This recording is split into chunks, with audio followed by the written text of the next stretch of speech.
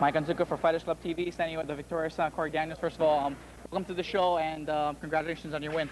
Thank you, Dave. Did you know anything about your opponent, Jason Nicholson, of 808 Fight Factory before you started, or actually faced him? Not really. I just met him at the weigh-in just briefly. It was a not really a last-minute thing, but I just came off for other fights, so I stepped up to this. So basically, you weren't even planning on fighting this event? I was off and on about it, but I lost last week, so I had to come back to 808, see them again, one more time. And like you said, basically you had 2 fights in like 2 weeks. Do you plan on doing it, keeping this busy for the rest of maybe this year? Hopefully it's off training for me. It kind of feels like a job now, but it's fun. I love it. And first of all, you're a very young fighter. First of all, why don't you state your age? I'm 18 years old. And how long have you been training? I've been training maybe close to about half a year of grappling and stand-up. And what made you start fighting? What made you think that you're ready to fight? Well, I started training after football. I lost a scholarship for UH, so I had to find something else to do, or a hobby, I guess, to keep me busy. I'm still looking into football, actually, so it's just a hobby thing for me. Are you trying to still get to UH? Yeah, I'm still in school right now, and this is like my training for me. I love it. It's the closest thing to get to football, I guess. And what do you guys mainly focus on, or think you have to work on in order to take it to the next level? Well, I guess early in the year was grappling season, the Naga tournament, so we stayed mostly grappling, but now we're back up to a stand-up, and we're just both. I mean, 808 fighters, the guy I fought, 2 of them actually, they're good ground fighters, and the 2 is a ground and pound school, so I have to, I guess, not really fight the game, but adjust to the wrestling back. You did definitely a good job at controlling the pommel position, keeping the fight standing where you're most effective. Did you want to keep the fight standing to keep it away from that ground and pound strength? Yeah, kind of. I mean, grappling is fun, but I want to keep it to stand up. But I guess I have to try to stay from the game. I have to actually try resist against the wrestling and stuff. But I think not where I really wanted to be. I want to just stand up and focus on my punching. But it was a good fight. And do you have anything lined up? Well, next week is Big Island, so I need to bust my ass, I guess, and train. Push your legs, push your legs, push your legs. Get the heel hold, get the heel hold. Get him in there, turn him, Sean. Get out of there, Sean, get out of there. Let him go, regroup. Sean, get out of there, regroup. Big regroup. Get out of there, regroup. Push your leg over, push your leg over. Push it, push. Get the trap, trap is off. There you go, trap him. Push your leg away, push your leg away. Push him away with your legs. Push him. Get up, John. Let's go. Push, John. Push. Push, John. John, push, John. Get him out of there. Get him, John. Get up. Turn. Hammer fist. Turn. Hammer, John. John, hammer, John. What you waiting on, John? Mike Onzuka for Fighters Club TV, here with the victorious PJ Dean from the Punishment in Paradise show. First of all, congratulations on your victory. Thank you. I guess your opponent's a well-known in MMA. What did you know about his kickboxing skills? I know he was a kind of flashy type of dancing fighter. I don't know about his punching ability, but just that I wasn't really prepared to fight Deshaun in a kickboxing match. I was more training for grappling things, and then when he was the only opponent there, so I just tried it out and just feel the fight. And looked like he hit you with a pretty good shot in the first round. Looked like you're stunned and dazed. Why don't you take us through that? Yeah, he rocked me with a kick, man. Caught me right in the jaw and his head. I was surprised that I recovered from it, but he stunned me. He caught me a good one. And I just deep dig into my heart and say, hey, I'm not going down again. Let's fight. And, I was training for this fight, and I was anxious to fight him, but the thing is, I think my hat off to Deshaun because that's the guy that when I come to the fights, I like watching him fight, and I was surprised, and it was an honor to fight him in the ring. And he caught me a good one. And how much of that effect of that first round carried over to the second round, or did you kind of shake it off? I shook it off that round, and I just got my momentum and my fighting aggression just got much stronger. I was saying, hey, you're not going to do that again to me, and I'm coming after you. And it seems like the default or basically the bad thing about the kickboxing now is that the guys haven't been getting in their kicks, and Deshaun didn't get his kicks in the last 2 rounds. Did you know about getting kicked, or were you rushing yourself to get your kicks in? I was rushing to get my kicks in. That's why I got caught a lot of times because I could hear my corner telling me kicks. I get 2 more kicks, but I knew I threw the minimum 6 or 8 kicks. I threw more than that, and they were still telling me to kick, and I wanted to go in and just catch him in the corner and work and hold him in the corner, so he wouldn't, because of his range. I wanted to shorten his range and come on the inside, but because they were telling me to kick, I was getting tagged because I would stay on the outside, and Deshaun got some long reach. You think that's definitely a disadvantage of having the kicks in a kickboxing, as far as kickboxing environment, whereas maybe a free form type of kickboxing would be a different story. Not necessarily, just that I think the guys who counter the kick better. They got to keep an eye on what is kicks and what is not kicks, because that's kind of a distraction. Because at the same time, I listen to what my corner telling me, but get my kicks in so we don't get no point deducted. And shows off your game plan, because now, like, instead of coming and fighting up and up or coming on the inside, I gotta get my kicks out. So it kind of throws a little bit of my game plan off. And Deshaun does have an unorthodox style. Was that posing any type of problem for you? In the beginning, just trying to figure him out, and then slowly I knew I had to come in on him and work on the inside, and not stay on the outside, because I couldn't really, because of his unorthodox style. I don't know which hand he's throwing from, or what. Because he can throw from every angle, that guy. So I had to stay on the inside where I'd cut his game out and work in my game. And we haven't seen you fighting for a while. Do you have anything else that you have coming up soon? Hopefully, if I can get down to 155, rub on the rocks in Hilo. That's what I'm shooting for now. So back to the gym tomorrow. And have they offered any opponent for you?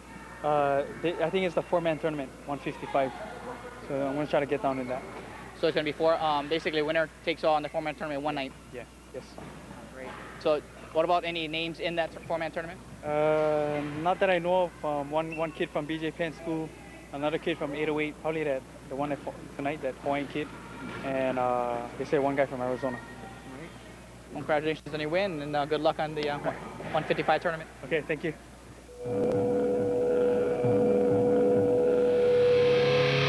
This is Chris Onzuka with Fighters Club TV. I'm standing here with Royden and DeMotta. Tell us about going into the fight. What do you think? Do you know anything about your opponent? No, I didn't know anything about my opponent. I just took the fight because I was supposed to fight this other guy from Maui, but he pulled out. So this guy gave me the fight, and I was happy with that. The fight ended pretty, in dominating fashion. Were you planning? Are you expecting that you take him out that easy? Yeah, but you can't really predict which way a fight go. I was just believing in myself and try to come out to the top, and that's how it happened. What is your goals for MMA as far as you just doing it just to improve yourself? You're looking at possibly rising in competition and rising possibly in events? Yeah, I take one step at a time, one fight at a time, and I'm looking to get to the top. Work really hard in training every day with Ross the boss too and all our team. Just trying to get to the top. Anything you want to say to the fans back in Hilo? Thank you for coming, all the people who paid good money for their tickets and stuff. Thank you.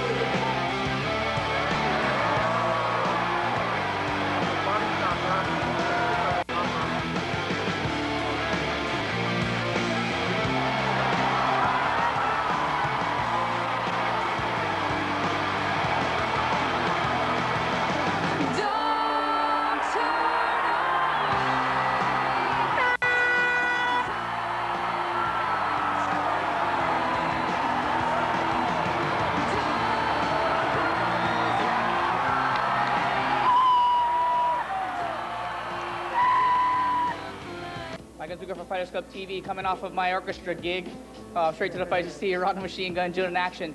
First of all, this kid was relatively inexperienced, but he came to a fight. Yeah, exactly what I said. I saw his tapes. This guy's a brawler. As you can see out there, I did come out there and started exchanging with him. Started getting out. He took me out of my element a little while, but the experience showed. I kind of got myself together, and I just did it old style, but Ron John style. And what point in time, like, you usually come out straight punching? He caught you with a couple shots early. You started getting a little wild.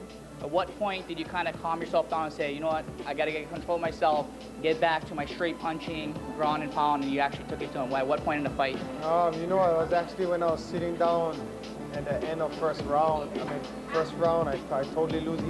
He doesn't have some like a straightforward style. He's kind of unorthodox, so I couldn't get myself going, punching or kicking. So I think I might have got a little mentally frustrated. So I think the only thing I resorted to was just exchanging. I caught him in 1 or 2 shots, kind of wild shots, but I was real disappointed in myself the first round. So I kind of just sat down and just said, you know what, I gotta start going back to the basics. I mean, if he gives me the takedown, getting that clinch, I was gonna just take him down and just work him a little bit before we stand up, and then I was gonna try to work him, try to drop him or get the knockout standing. He had some good shots on you. At any point, it looked like he kind of set you back a little bit. Were you hurt at any time in the first round, or it was kind of like flash hits? No, it was more off the top of my head, so it was kind of like glancing shots off balance. He never caught me seriously on the chin or anything, but kind of caught me on the top of the head, which kind of threw me off. And at times I was just swinging and brawling back. I didn't know where it was, so that's why I was kind of frustrated. I trained real hard, my stand-up combination with punching kicks, and I just couldn't put it together tonight, so I had to resort to the ground. And you're just like taking him apart with those body shots from hell. I thought he was gonna like, basically, I thought ribs were gonna fly out of him.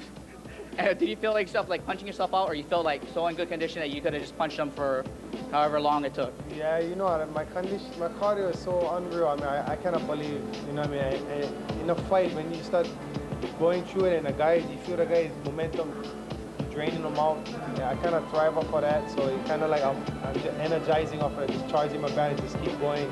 I tired of the judges this season, so I try to finish the fight as best as I can and just finish strong and flurried, so.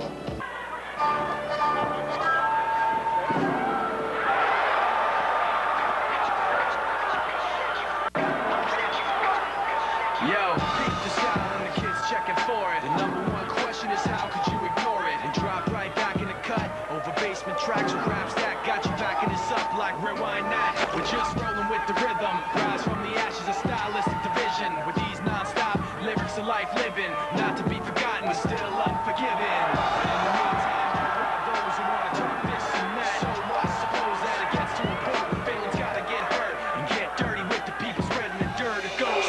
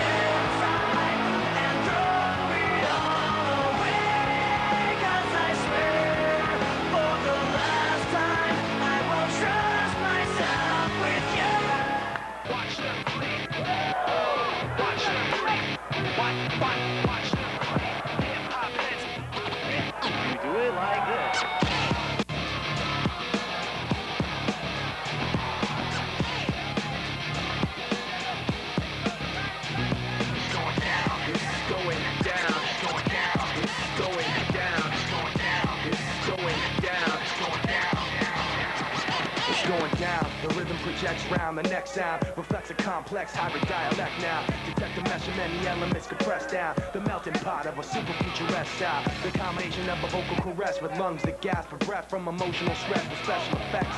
In a distorted collage, carefully lies between beats of a rhythmic barrage. It's going down. The logical progression on the timeline. The separation narrowed down to a fine line. To blur the edges so they blend together properly. Take you on an audible odyssey. Now it's going down. A logical progression on the timeline. The separation narrowed down to a fine line. To blur the edges so they blend together properly. Take you on an audible odyssey. Now it's going down. Put it out for the world to see. LP and X-Men for the 10 degrees. Going down. Nobody in the world is safe when we knock down the wax on the record. Mike Onzuka for Fighters Club TV here with John Marsh. First of all, John, you came out, you're basically a sleeper. We haven't seen you for a long time. You did exactly what Andre Arlovski did to Cabbage, took him totally out of his game. Was that the plan from the start? From day one, yeah, I knew I would have to, I knew he was going to want me to take him down. I knew he was going to try and gas me trying to take him down. So I just started training stand-up boxing, knew that was going to work. I just moved laterally and pick him apart. And was that game plan put up after the success of Andre Arlovski, or was that the game plan, like if you fought him after the tank fight? Sylvia. That's when I first saw him fight Sylvia a long time ago. I was like, well, you just got to pick him apart. He's easy to pick apart. And then when he started beating guys that were trying to take him down, they were gassing. I just picked up on it and went from there. You're so successful with that right hand, that straight right hand. How early in the fight did you know that basically every time you threw it, you're going to land it? Well, it started with a jab. Every time my corner was yelling, throw the double jab, I would throw the double jab and it would land. So I knew if I just threw one jab on the right hand, it would land. And it was working. And you used a lot of off rhythm. You're throwing one punch, then come back with a combo, one punch with a combo mixed with movement. Was that also part of the overall game plan? Someone told me it was very important to change my speeds, and that was my way of changing my speeds. Jab, 1, 2, 1, 2, up top, down low, left, right, left. I was just changing it up completely because I didn't want him to get a pattern so that he can get on my neck and start dropping knees. I knew that was his game plan. And you shot him for a double. Was that just to kind of solidify the overall strategy to make him think that you're always actually going for the takedown? I even wanted to throw a couple kicks to the head. I wanted to throw a little bit of everything out there so that he didn't know what was coming. When I threw that shot out there, it wasn't the greatest shot, but yeah, I felt his ability to stay away from the shot, and kind of said, if I was able to get him down, yeah, maybe I would have used it again later, but I just wanted to throw it out there and see how he's going to react.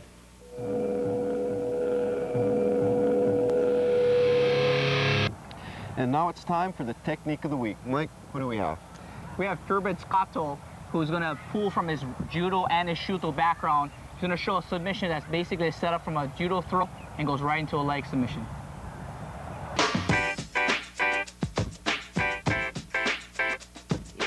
脇をこう刺されてるとこから内側から刺して、で足を引っ掛け、で相手に回りながら相手のかかとを取ります。で回りながら、で足を置いて、でこっち離してみる。次は今度は回るんじゃなくて後ろに行って後ろに打つ。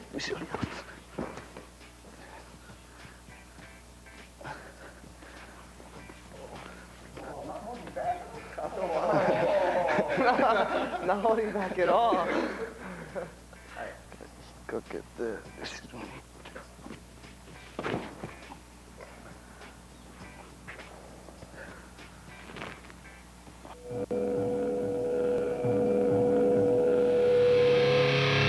Mike, people have been coming up to me lately asking, what's Ian Inoue's condition after the Jason Miller fight, and can we expect to see another Suda Inoue 3? Yeah, I don't know about a Suda Inoue 3, but I do know Masanori Suda is coming back to defend his title against Dustin Dennis in his huge Shuto card on July 9th at the Blaisdell Arena. Also on that card, as we alluded to in the Ray Brother Cooper interview, he's going to be fighting for the vacant title at 170 pounds versus a Cesar Gracie student by the name of Jake Shields. And finally, on this blockbuster card, they have none other than Stephen Bozo Pauling, the hardest hitter, probably pound for pound of anybody in mixed martial art, who's going to be facing former UFC lightweight champion Jens Pulver. Now, this is the same Jens Pulver that beat BJ Penn? Giving him BJ his only loss in his MMA career. Well, one thing for sure, there's going to be a lot of leather flying in that fight. And that does it for our show tonight. We hope you liked it. If you have any comments, questions, or suggestions, please email us at the address listed below. And don't forget, you're watching the toughest show on television, Fighters Club TV. My name is Fighters Club TV here with Matt Lindland. First of all, there's a little verbal jabbing between you and Tony Frickland. Did that have any effect on you in the fight? No, the only person jabbing was Tony. I was just stating the obvious and the facts. That's it. You know, that doesn't. I'm a professional. That's all fun and games. You seem like you're a professional writer because, like I told you earlier, I'm hoping that your next 5 opponents will insult you just so I could see your rebuttals on the internet. Are you have any aspirations after mixed martial arts to be a professional writer? No, I don't want to be a writer. I don't want to be a farmer, man. After I'm done fighting, I just want to go hang out on the farm and raise some animals and some vegetables. I'm cool with that. I think coming out here gives me, we're a lot closer to Japan, a lot more exposure to that side of the world. Those guys are interested in having me come over there. Has any solid talks come out of Japan? Any potential opponents or There's anything? been offers. I've had offers from organizations in Japan. For one reason or another, they didn't solidify, but there's been some good offers and a lot more money than I make in the U.S. too. Good luck, and hopefully see you back in Rumble in the Rock. Thanks a lot.